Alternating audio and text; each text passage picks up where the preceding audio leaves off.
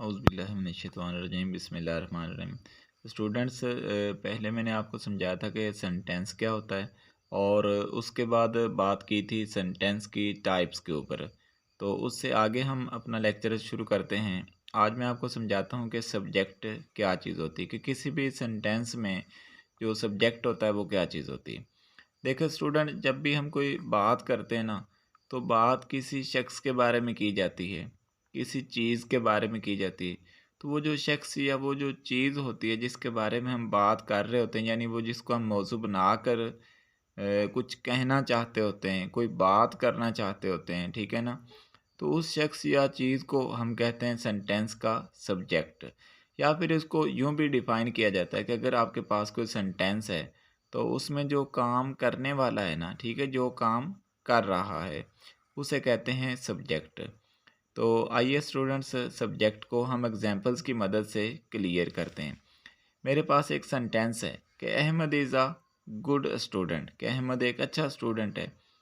अब यहाँ पर बात अहमद के बारे में की जा रही कि जो अहमद है ना, वो एक अच्छा स्टूडेंट है।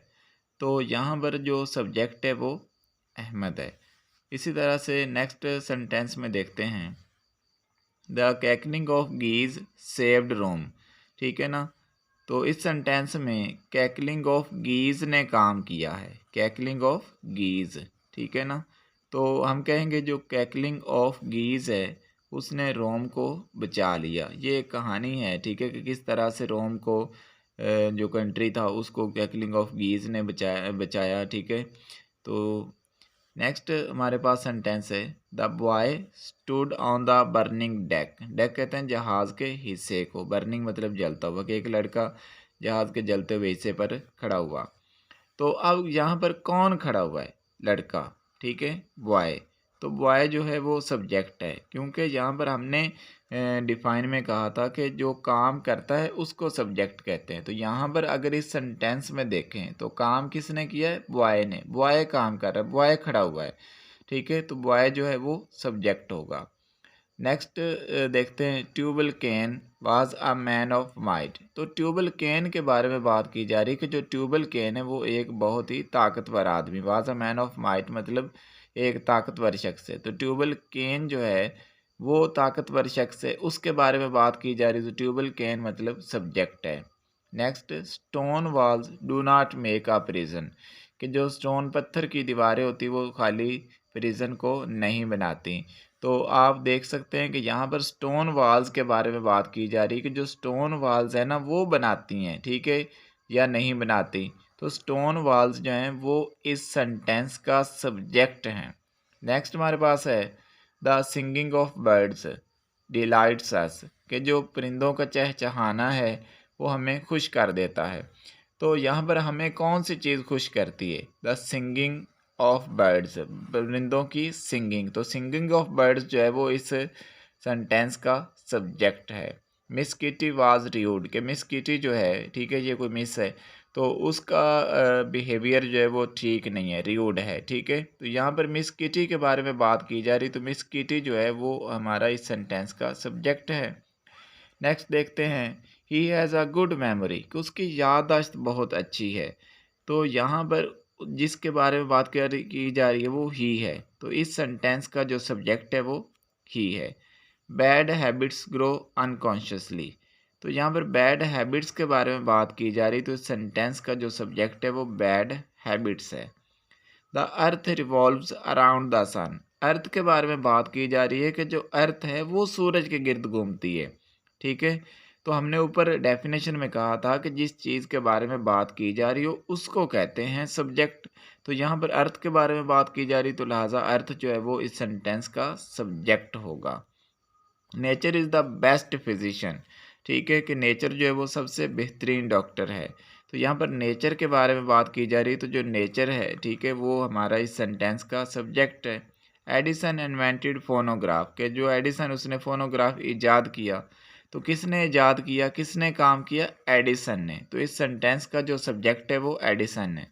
आइए कुछ और एग्जांपल्स की मदद से भी अपने कंसेप्ट को क्लियर करते हैं कि सब्जेक्ट क्या चीज़ होती है। The sea hath many thousand sands, तो यहाँ पर सी रखता है ना, हम सी के बारे में बात कर रहे हैं, ठीक है। तो जो सी है वो सब्जेक्ट है। We can not pump the ocean dry, कि हम कभी समंदर को खाली नहीं कर सकते। तो यहाँ पर बात की जा रही है हमारे बारे में, हम नहीं ना कर सकते, ठीक है। तो हम मतलब जो काम करने वाला है वो हम है, ठीक है। तो यहाँ पर जो वी है वो सब्जेक्ट है। Borrowed garments never fit well, कि उधार मांगे के कपड़े कभी आपको फिट अच्छे तरह से नहीं आते, ये एक कोटेशन है। तो बारोड गारमेंट्स के बारे में बात की जा रही है यहाँ पर, ठीक है। तो बारोड गारमेंट्स जो है वो इस सेंटेंस का सब्जेक्ट है। A barking sound the shepherd hears, अब किस में के बारे में बात की जा रही है, कौन यहाँ पर काम कर रहा है सुनने का, शेफर्ड, ठीक है।